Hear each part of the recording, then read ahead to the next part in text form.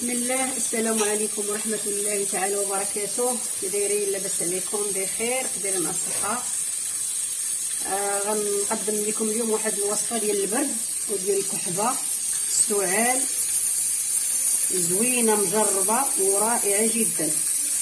غادي مجربينها وانا غنعطيها لكم سبيل الله كل الناس ديرها على الكحبة وعلى هذا الريح هذا اللي كيدور.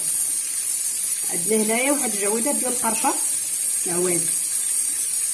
هنا عندنا خنجلال هو خدنجل، دوك الجعريقات نهرسوهم يتهرسوا.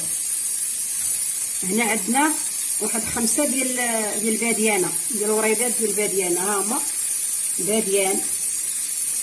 وهنا عندنا القرنفل ثاني 5 الحبات، 5 الحبات ديال القرنفل، ها هما سيبهم معاكم، ها هما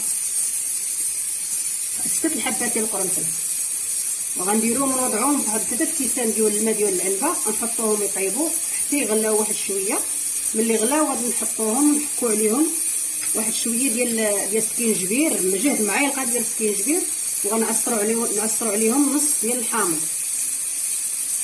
ونشربوهم دافي. ملي نبغيو نعسو نخشاو في الفراش نشربوا داك الكاس دافي ونتغطاو ان شاء الله تعالى. غادي يكون كلشي زوين،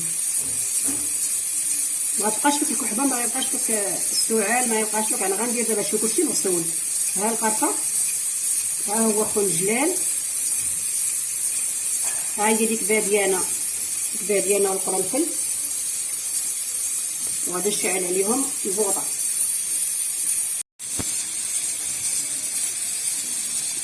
ها هو حنا رجعنا معكم ملي كيطبخ فوق البوطه كيغلى شويه كيعطي داك اللون الذهبي. غنطفيو عليه وغنديروا عليه سكينجبير خضر وغنعصروا عليه الحامض وغنسدوا عليه، نخليو داك الفار يبقى فيه لداخل ما يخرجش على برا حتى يدفى، ونقدموه ان شاء الله بالشفاء ان شاء الله. ها هو حطيناه فوق البوطه، غنزيدوا عليه داك السكينجبير الخضر، ها هو غنعصروا عليه هاد الحوينضه، نص ديال الحامض،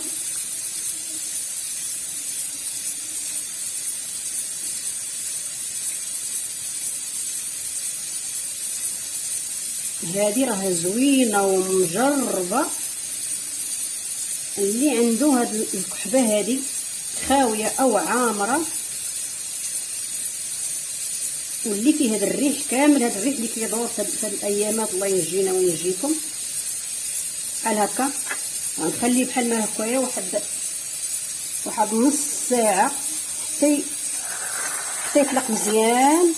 ولا لقيتو برد غندفيه ونشرب منه داك الكاس بالليل، ماشي بالنهار، بالليل. الانسان ملي يبغي ينعس يتغطى يشرب واحد كاس يصفيه، ما يخليش هادشي، يصفيه الصفايه ويشربوا، وان شاء الله تعالى راه غادي يلقى راحته عليها.